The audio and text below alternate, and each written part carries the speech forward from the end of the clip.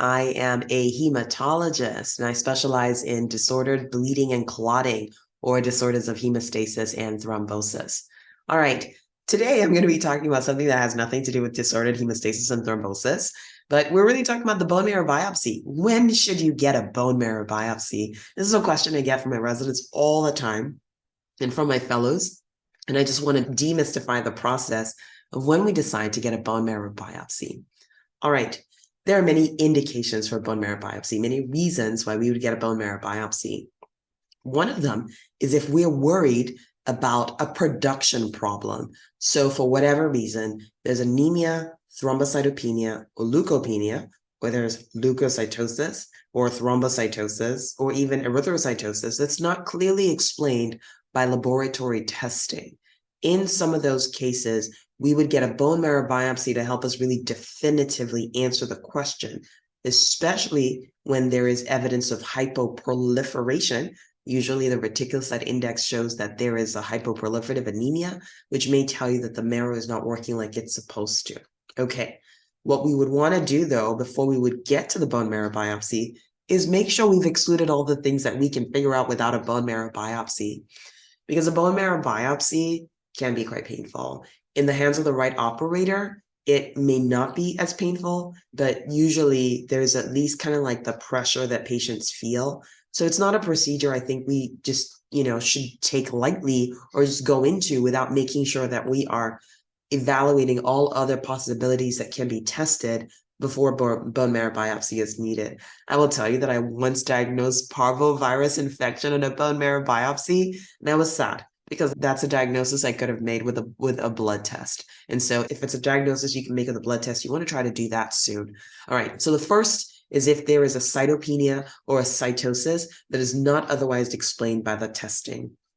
Number two is where you have unexplained pancytopenia. So pancytopenia means all the cell lines are down. There's anemia, there's thrombocytopenia, there's leukopenia, and it's not clearly explained. In those situations, we would consider doing a bone marrow biopsy, especially after all tests that would otherwise help us answer the question of why there's pancytopenia have been done. So tests such as looking for B12 deficiency or possibly copper deficiency. So those are some of the things that we would want to make sure we rule out before we would go to a bone marrow biopsy.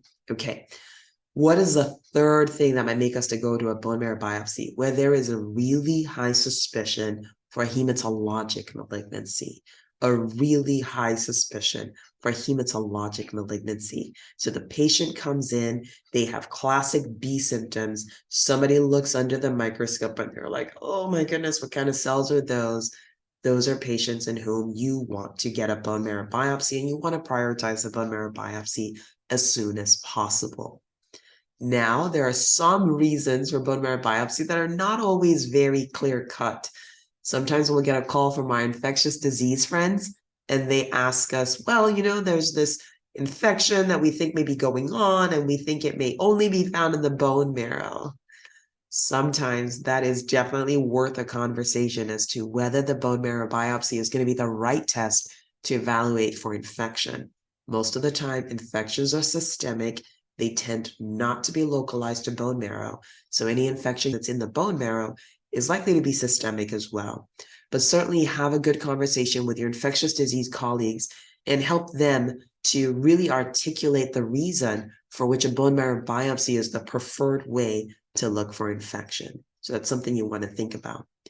In our patients who are severely immunocompromised, sometimes it is difficult to prove a systemic infection, and a bone marrow biopsy may be the way to go.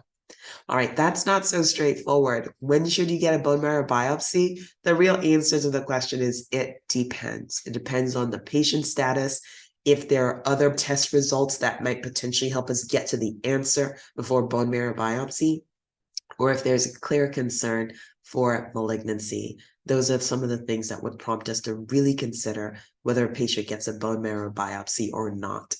I would say, when in doubt, have a conversation with the patient and do the bone marrow biopsy, because you definitely want to make sure that you're not missing something if there's a concern that there could be something that's not clearly answered by other testing. That being said, if you choose to defer the bone marrow biopsy, there should be a plan for what would constitute a point at which you might want to ultimately do the bone marrow biopsy. And this is really important, especially in having these conversations with our patients, because sometimes if a bone marrow biopsy is going to be low yield, there's a chance that a bone marrow biopsy will be needed again in the future. So you want to make sure to maximize the bone marrow biopsy. If you think that a couple of weeks of B12 supplementation might resolve the pancytopenia, then you should give the patient a couple of weeks of supplementation and then reassess. And if the cytopenias are not gone, then you should do the bone marrow biopsy. So you should define how long a therapeutic trial you're going to have before you're going to go looking. So definitely consider whether a bone marrow biopsy is indicated or not. It can be a test that's painful or uncomfortable for patients. And so you want to have a conversation and look at the clinical picture to tell you whether or not this bone marrow biopsy is indicated.